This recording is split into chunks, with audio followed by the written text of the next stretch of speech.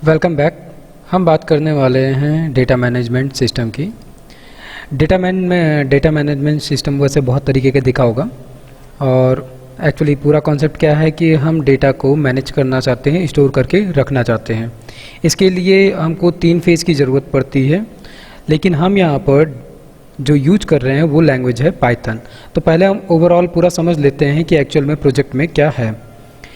Database management system के लिए सबसे पहली चीज़ पाइथन 3.7 वर्जन यूज किया है। अभी लेटेस्ट अगर नीचे देखोगे तो मैं करंटली 3.8.2 यूज कर रहा हूँ, बट इस प्रोजेक्ट की कोडिंग जो है वो 3.7 में हो रखी है।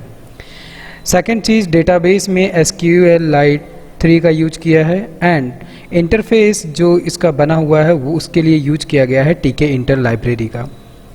इसके अलावा ये तीनों फेज़, दैट मीन्स कि सबसे पहला फेज़ होता है जिसमें कि हम एक इंटरफेस क्रिएट करते हैं, जिसके लिए कि पाइथन की लाइब्रेरी TK इंटर का यूज किया गया है, और प्रोग्रामिंग के लिए पाइथन 3.7 वर्जन और डेटाबेस के लिए SQLite 3 यूज किया है। कुछ बेसिक डिटेल्स यहाँ पर मैंने लिख रखी है, सो डायरेक्टली चलता हूँ मैं। यहाँ पर बात करते हैं हम फाइल में डायरेक्टरी क्या है। अगर फोल्डर का नाम देखा जाए तो फोल्डर के अंदर एक तो index.py फाइल मिल रही है जो कि हमारी मेन फाइल है। सेकंड चीज़ है पाइथन tut.db, ये हमारे डेटाबेस का नाम है। हम इसका इंटरफेस भी देखेंगे कि डेटाबेस कैसा है, कहाँ से हम इसको चेक कर सकते हैं। और तीसरा readme.md, ये कुछ फाइलें हैं जो कि प्रोजेक्ट में हमको दिखेंगी। फाइनली ये हमारा कोड है, सिंपल एक सिंगल पेज का कोड है। index.py जो एक फाइल है, इसी फाइल में पूरा कोड है, 250 लाइन का कोड है पूरा, और बहुत ही आसान है। सबसे पहले मैं बात कर ले रहा हूँ यहाँ पर कोड की, ताकि एक कोड का पूरा फ्लो समझ में आया जाए कि कोड क्या है, कैसे यूज हो रहा है। वैसे TK इंटर की अगर बात की जाए तो बहुत इजी लाइब्रेरी है, अगर एक बार इसके बारे में जाकर पढ़ोगे तो बहुत आसानी से पता चल जाएगा। हालांकि इसका जो लिंक है वो मैंने यहाँ पर दे रखा है, अबाउट टिंकर करके है, तो TK इंटर जो है इसके बारे में जाके पढ़ सकते हो। बेसिकली इसका काम क्या होता है कि जैसे नॉर्मल हम वेब डेवलपमेंट करते हैं तो वहाँ पर हम HTML और CSS के थ्रू वेब डिज़ाइनिंग करते हैं और पेजेस बनाते हैं, बट TK इंटर क्या करता है कि अगर हम विंडोज़ का यूज कर रहे हैं और विंडोज़ में हम एक यूज़र इंटरफेस क्रिएट करना चाहते हैं, लाइक एज ए एप्लीकेशन की तरह ये खुले और हम इसको एप्लीकेशन की तरह ट्रीट करें, उसी के लिए यूज होता है TK इंटर। दैट मीन्स कि हम अभी जब इस प्रोजेक्ट को रन करेंगे, इसका UI ब्राउज़र पे ना खुलकर एक पॉपअप विंडो खुलेगा, जैसे कि एक विंडोज़ की एप्लीकेशन हो, और हम उसके अंदर सारा काम करेंगे। तो अगर पाइथन का नॉलेज है, पाइथन की बेसिक जानकारी है, तो ये आसान हो जाता है, क्योंकि हम इसी तरीके से लाइब्रेरीज़ को इंपोर्ट करते हैं। तो यहाँ पर सबसे पहले क्या किया गया है, मैं एक ओवरव्यू बता दे रहा हूँ पूरे के पूरे कोड फ्लो का, सो दैट कि ये समझ में आ जाए, और अगर इसमें अच्छे से इन्वॉल्व होते हो धीरे धीरे करके तो चीज़ें और अच्छे से खुल के सामने आएंगी। ठीक है, तो सबसे पहले तो क्या कि हम जब कभी भी लाइब्रेरीज़ को इंस्टॉल क्या कहते हैं अपनी फाइल में इंपोर्ट करना चाहते हैं, तो उसके लिए हम इस तरीके से भी कर सकते हैं। सबसे पहले क्या किया गया कि TK इंटर की जितनी भी डिपेंडेंट लाइब्रेरी या मॉड्यूल्स हैं उन सबको हमने इंपोर्ट किया। सेकंड हमने क्या किया, SQLite 3। SQLite जो है ये 3.7 पाइथन वर्जन 3.7, उससे पहले हमें ये बाय डिफ़ॉल्ट इंस्टॉल्ड मिलता है। और एक और ख़ास चीज़, मैं यहाँ पर जो यूज कर रहा हूँ एडिटर, ये है VS कोड एडिटर। मैं VS कोड एडिटर यूज कर रहा हूँ, सो आप भी यूज कर सकते हो, आसान है, ईजी टू यूज है। बाकी कोड को किसी और भी यूज़र इंटरफेस पे रन कर सकते हो, कोई दिक्कत की बात नहीं है। पाइथन में SQLite हमको मिल जाता है, सो दैट कि यहाँ पर SQLite 3 का ही यूज किया गया है। इसके अलावा .tt के एक लाइब्रेरी, एक मॉड्यूल होता है उसको, और एक मैसेज बॉक्स जो होता है उसको हमने अलग से यहाँ पर इंपोर्ट किया है। अभी इसको हम अच्छे से समझ जाएंगे क्यों हमने इसको इंपोर्ट किया है। नाम से ही पता चल रहा होगा मैसेज बॉक्स से कि एक बॉक्स बनाने के लिए, उसी के लिए हमने हालांकि इसको यूज किया है। ये क्या है, यहाँ पर हम कुछ वेरिएबल्स क्रिएट किए हैं। रूट TK जो ऑब्जेक्ट है, हमने TK का ऑब्जेक्ट क्रिएट किया है रूट नाम से, और रूट में फिर हमने टाइटल लिया कि हमारे इस प्रोजेक्ट का नाम क्या रहना है। और जब हम इसको रन करेंगे प्रोजेक्ट को, तो इसकी विड्थ और हाइट कितने में खुलेगी उसको हमने यहाँ पर सेट किया।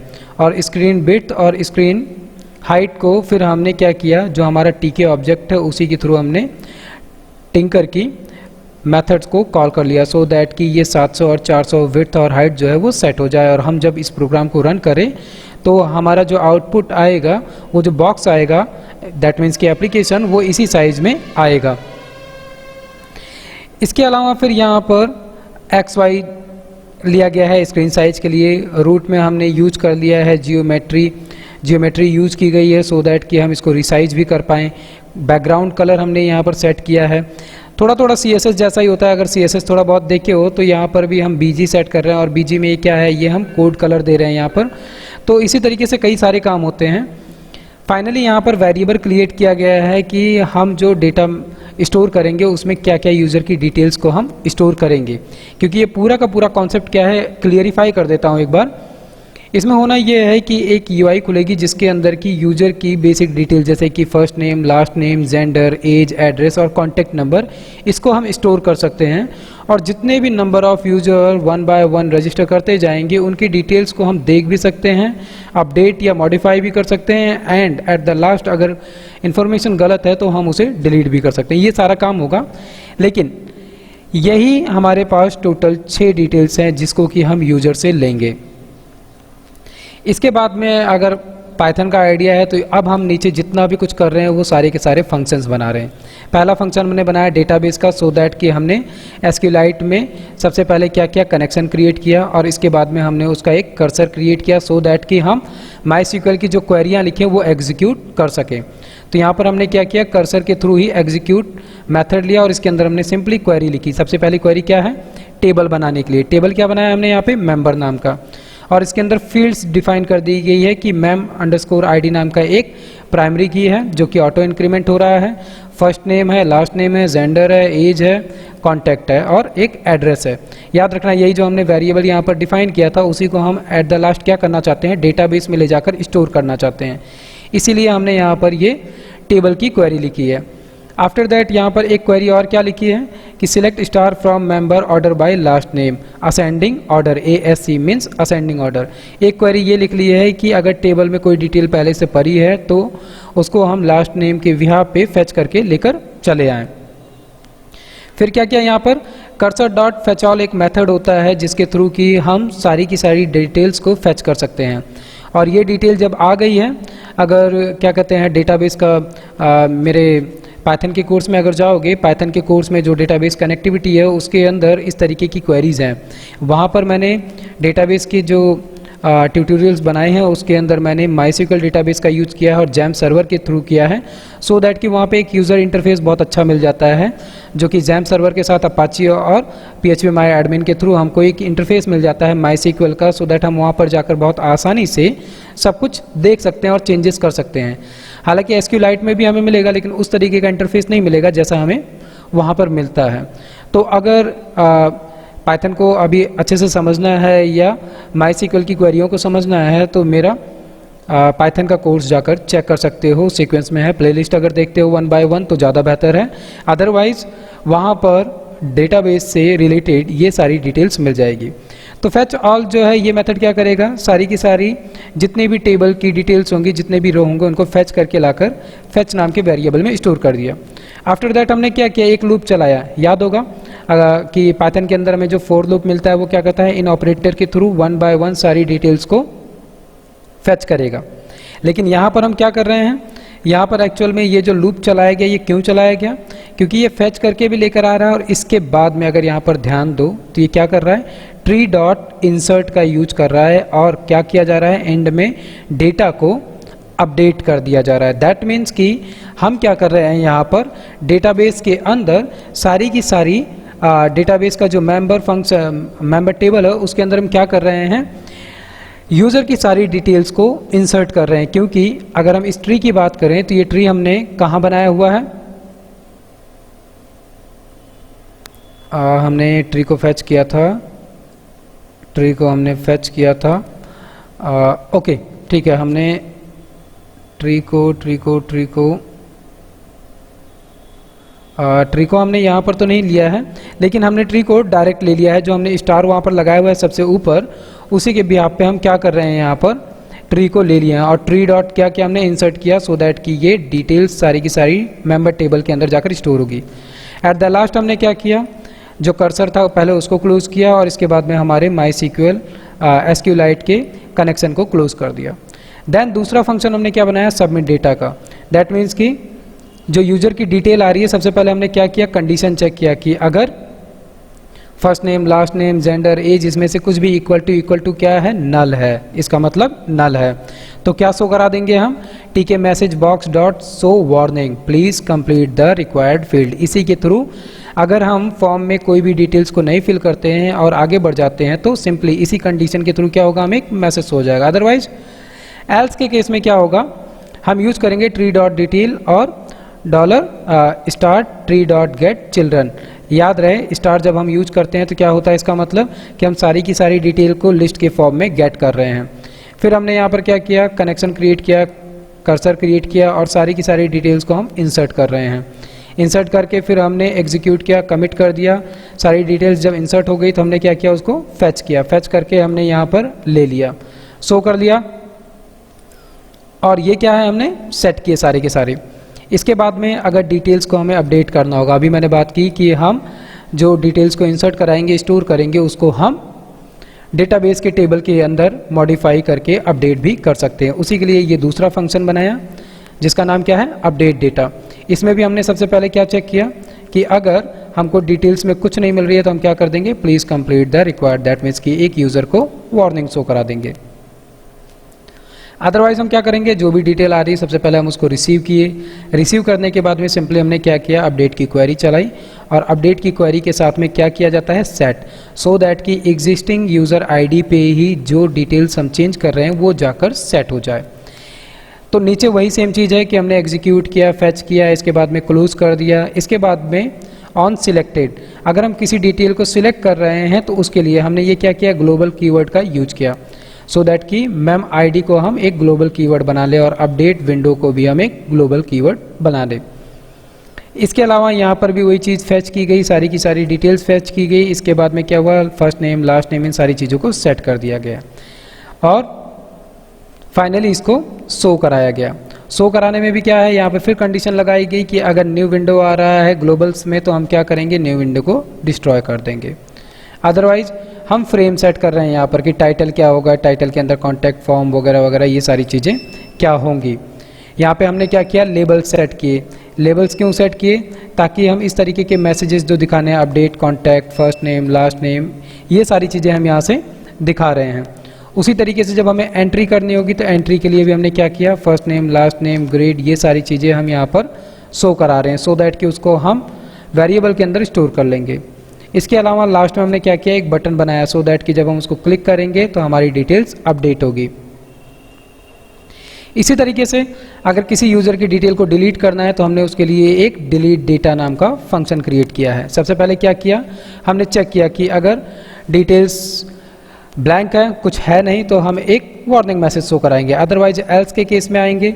सारा का सारा जो कॉन्सेप्ट यहाँ पे हम बात कर रहे हैं सब नॉर्मल, बेसिक और एडवांस पाइथन के कॉन्सेप्ट है। यहाँ पर हम किसी भी अदर चीज़ को नहीं यूज कर रहे हैं, बस एक एक्स्ट्रा चीज़ क्या हो रही है, टीके इंटर यूज हो रहा है।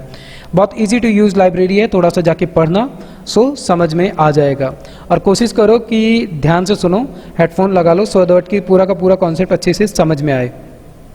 अच्छे से समझ में आने का मतलब ये है कि अगर पाइथन पहले से आती है तभी ये पूरा का पूरा कोड अच्छे से समझ में आएगा। अगर पाइथन में दिलचस्पी आ रही है, समझ में नहीं आ रहा है, ये कोड देख के थोड़ा दिलचस्पी आ रही है, सो दैट कि मेरा पाइथन का कोर्स जाकर देख सकते हो। बहुत इजी है, आसान है, जैसे मैं यहाँ पे बता रहा हूँ वैसे ही वहाँ पर भी बात करता हूँ। जितना इजी टू यूज हो सके उतनी आसानी से समझाने की कोशिश। इसके अलावा फिर क्या किया, हमने एक रिजल्ट नाम का वेरिएबल लिया जिसके अंदर क्या है, are you sure, that means कि हम सबसे पहले एक बार मैसेज शो कराएंगे कि क्या वाकई में तुम इस डिटेल को डिलीट करना चाहते हो कि नहीं। अगर वहाँ पे वो नो करता है तो क्या होगा, जैसे कि ये देखो हमने क्या किया, यहाँ पे रिजल्ट इक्वल टू क्या ले रहे हैं, यस। अगर वो यस करता है तो हम क्या कर रहे हैं, जो भी आईडी फैच करके लेकर आए हैं उसी के थ्रू हम क्या करेंगे, कंडीशन चला देंगे कि delete from member where mem ID equal to %d, मतलब कि जो भी हम आईडी लेकर आए हैं। और एट द लास्ट हम क्या कर रहे हैं, अपने कनेक्शन को क्लोज कर दिया, दैट मीन्स कि वो डिटेल डिलीट हो गई। इसी तरीके से ऐड न्यू विंडो, मतलब कि जब हमको नया डिटेल ऐड करना होगा तो एक नया विंडो खुल कर आएगा। उसी के लिए हमने यहाँ पर क्या किया, एक फंक्शन क्रिएट किया जिससे कि हम एक नया विंडो क्रिएट कर सकें। और उस विंडो के अंदर हमें कितनी फील्ड चाहिए हैं, यही 6 फील्ड हमें चाहिए। सो दैट हमने क्या किया, first name last name dot set blank ले लिया, ताकि हमको विंडो के अंदर सारे फील्ड्स ब्लैंक मिल जाएं। इसके अलावा फिर क्या किया गया, यहाँ पे विंडो सेट कर लिया गया कि टॉप लेवल पे दिख जाए, उसका टाइटल सेट कर लिया गया, हाइट विड्थ सेट कर ली गई। फिर जैसा हमने ऊपर काम किया था वैसे स्क्रीन साइज वगैरह सारा कुछ सेट करके एट द लास्ट क्या किया गया, इसका फ्रेम सेट किया गया कि फ्रेम क्या है। ये सारी चीज़ें अब जैसे फ्रेम वगैरह ये थोड़ा सा टीके इंटर से रिलेटेड चीज़ें हैं, सो इसको एक बार तुमको देखना ज़रूर पड़ेगा। वैसे इजी है, अगर पाइथन पढ़े हुए हो तो आसानी से समझ में आएगा। फिर हमने क्या किया, उसी से रिलेटेड फ्रेम सेट किया, फिर लेवल सेट किया। लेवल सेट करने के बाद में हमने क्या किया, एंट्री की कि जो भी डिटेल्स यूज़र एंटर कर रहा है उसको हम गेट करेंगे। गेट करने के बाद में हम बटन के क्लिक पे वो सारा कुछ सेव करेंगे। इसके बाद में वो जो फ्रेम्स थी उन फ्रेम्स की हमने क्या की, विड्थ सेट की हुई है यहाँ पर, उसका बैकग्राउंड कलर क्या होगा, सॉलिड है क्या है, ये सारी चीज़ें सेट की। और एट द लास्ट फिर लेबल फिर से सेट किया हुआ है यहाँ पर, ठीक है। और इसके बाद में एट द लास्ट हमको बटन मिलता है कि ऐड न्यू अगर करना है या डिलीट करना है तो उसके लिए इन दोनों बटन को दबा सकते हो। अदरवाइज इसके अलावा हमारी टेबल, जो कि एक टेबल दिखेगी जब अभी हम इसको फाइनल कोड को रन करेंगे तो सबसे पहले हमको एक टेबल ही दिखेगी। दैट मीन्स कि एक यूआई दिखेगा जिसमें कि अगर कोई यूज़र अभी नहीं एंटर किया गया है तो वो ब्लैंक दिखेगा, अदरवाइज उसके अंदर जो कोई भी पहले की एंट्री हुई पड़ी है वो सारी की सारी दिखेगी। इसीलिए यहाँ पर ट्री डॉट हेडिंग करके उन सारी डिटेल्स को फैच किया गया है। और एट द लास्ट यहाँ पर क्या किया गया है, इनिशियलाइजेशन किया गया है। ये टोटल 300 लाइन का कोड है, टीके इंटर और पाइथन और एसक्यूएलाइट की मदद से ये पूरा का पूरा प्रोजेक्ट क्रिएट किया गया है। अब फाइनली हम क्या करते हैं, हम वीएस कोड एडिटर में हैं, सो दैट कि हम सबसे पहले अपना टर्मिनल ओपन करते हैं। और टर्मिनल ओपन करना हो या फिर हम यहाँ से जो हमको ये प्ले का आइकन दिख रहा है इसको क्लिक करके हम अपने प्रोजेक्ट को रन कर सकते हैं। सो प्रोजेक्ट को रन करने के साथ में क्या मिल गया, हमको ये यूज़र इंटरफेस मिल गया अभी जो हमने बात की थी। इसके अंदर टोटल हमें क्या चीज़ें मिल रही हैं, इसके अंदर हमें एक ऐड न्यू मिल रहा है, एक डिलीट मिल रहा है। और अभी जो हमारा डेटा मैनेजमेंट है वो पूरा का पूरा ब्लैंक पड़ा हुआ है। तो first name last name gender age address और कॉन्टैक्ट, ये वही 6 वेरिएबल डिटेल्स थी जो हमने वहाँ पर क्रिएट की थी सबसे स्टार्टिंग में। ठीक है, सबसे पहले अगर हमें ऐड न्यू करना है तो क्लिक करने के साथ में क्या हुआ, एक नया विंडो खुल के आया। अभी जो हमने फंक्शन की बात की थी कि ऐड न्यू विंडो के लिए, ठीक है, हम यहाँ पर एक डिटेल फिल करते हैं, हे सुशील प्रोग्रामर, एंड हमने यहाँ पर चूज कर लिया मेल, एज है 30, एड्रेस है अयोध्या,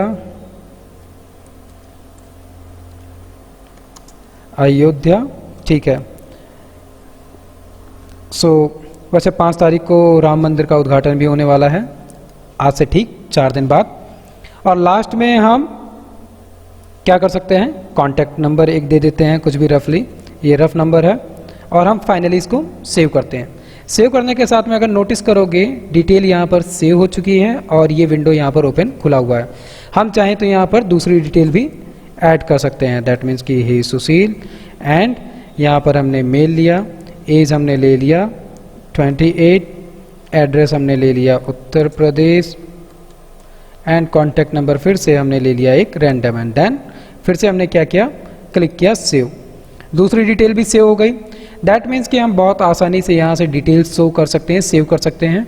और मज़ेदार पार्ट क्या है, ये तो एक क्या कहते हैं रैंडम छोटा सा यूआई है, इसको और बेहतर बना सकते हो। अगर टीके इंटर पढ़ते हो तो एक बहुत ही प्रॉपर तरीके की यूआई डिज़ाइन कर सकते हो जो कि प्रॉपर विंडो की एप्लीकेशन जैसा ही है, और प्रॉपर विंडो एप्लीकेशन बना सकते हो विद द हेल्प ऑफ टीके इंटर।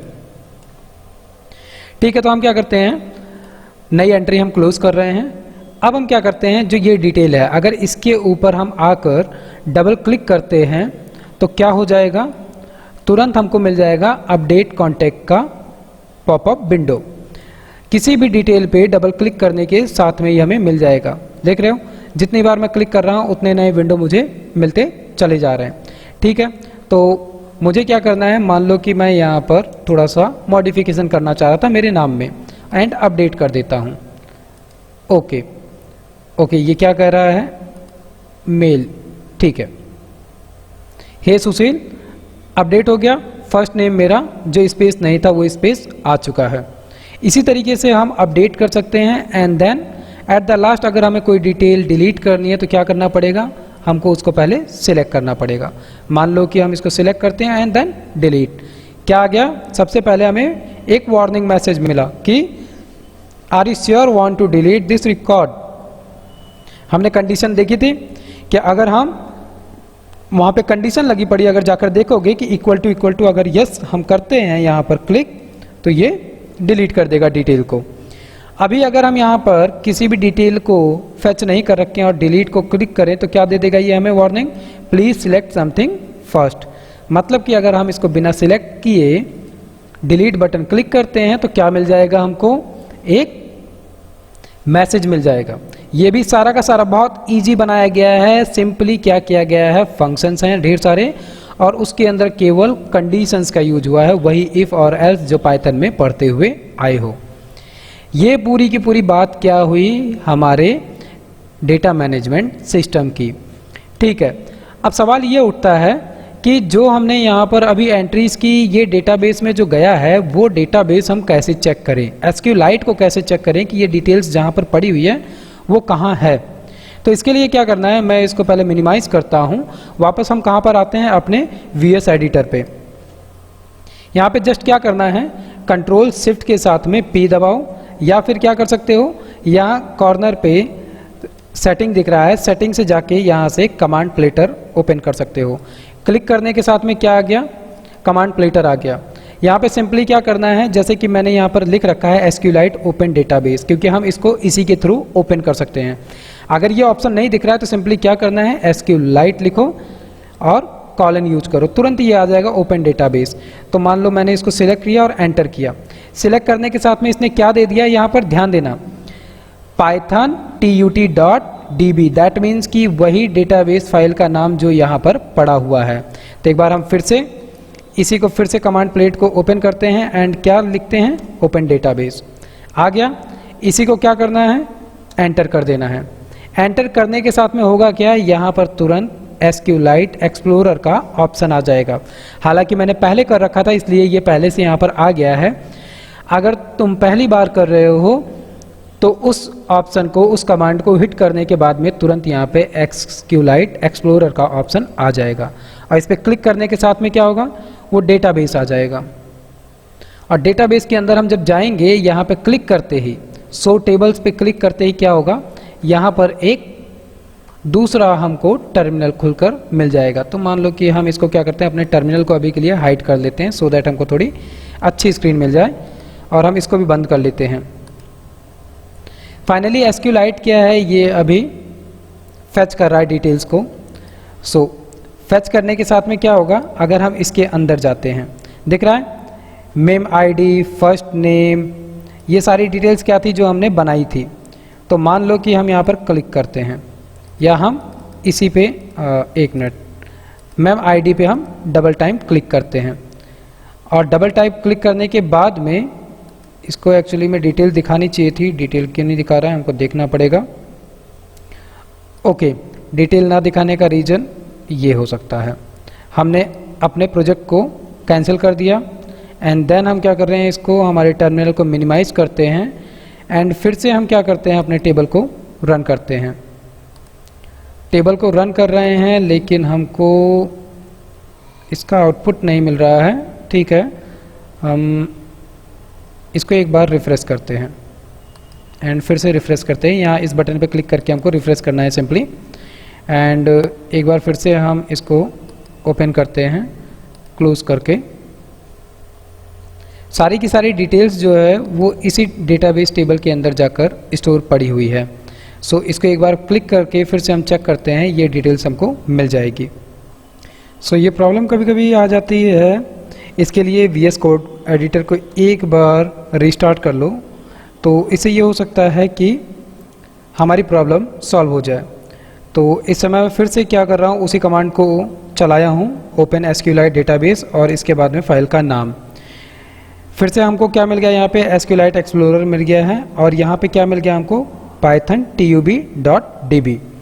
ठीक है, हमको क्या करना था, इसमें से ये मेंबर वाली जो टेबल है यही हमको शो करानी थी। तो तो मैं एक बार फिर से इसी पे क्लिक कर रहा हूँ सो दैट कि हमको टेबल शो हो सके। फाइनली हमको टेबल मिल गई। तो ये प्रॉब्लम क्या है, कभी कभी VS कोड एडिटर में आ जाती है। सिंपली बस इसके लिए क्या करना है कि एक बार रीस्टार्ट कर लो VS कोड एडिटर को, इसे ज़्यादातर प्रॉब्लम सॉल्व हो जाती है। तो फाइनली यहाँ पर 2 डिटेल्स मैंने इंसर्ट की थी और वो दोनों की दोनों डिटेल क्या हुई यहाँ पर मुझे मिल चुकी है।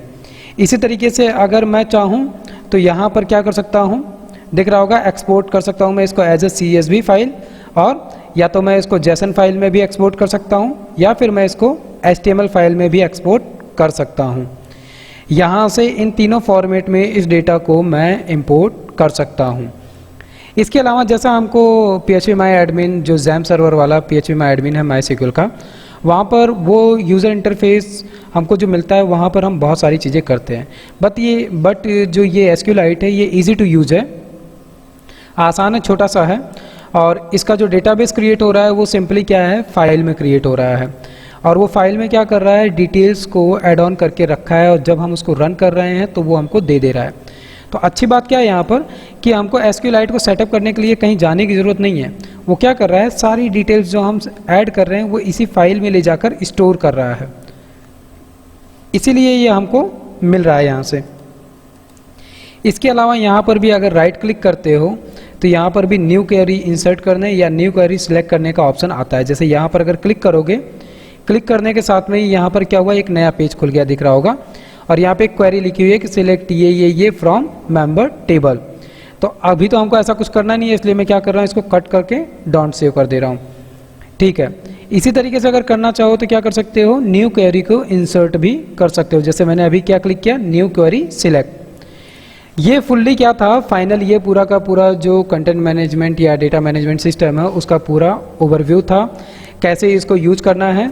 ये जो फाइल्स हैं ये गिटहब पे पड़ी हुई हैं, गिटहब से मिल जाएगी। इसका डिस्क्रिप्शन लिंक जो है मैं वीडियो में दे रहा हूँ, वहाँ से गिटहब पे जाना। गिटहब से सिंपली क्या करना है, वहाँ से रिपोजिटरी को डाउनलोड कर लेना है, और डाउनलोड करके बस index.py फाइल को रन करना है।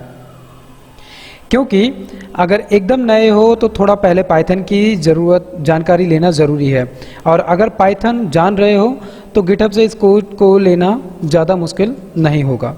और इससे रिलेटेड अगर कोई क्वेश्चन या कन्फ्यूजन होता है तो मुझे कमेंट सेक्शन में लिखो, सो दैट कि मैं वहीं पर आंसर दूं, ताकि बाकी कोई भी प्रॉब्लम किसी और को आगे आकर फेस होनी हो तो उसका भी रिजोल्यूशन वहीं पर हो जाए। ठीक है, इस वीडियो में इतना ही, फिर मिलूँगा नेक्स्ट नए टॉपिक के साथ में।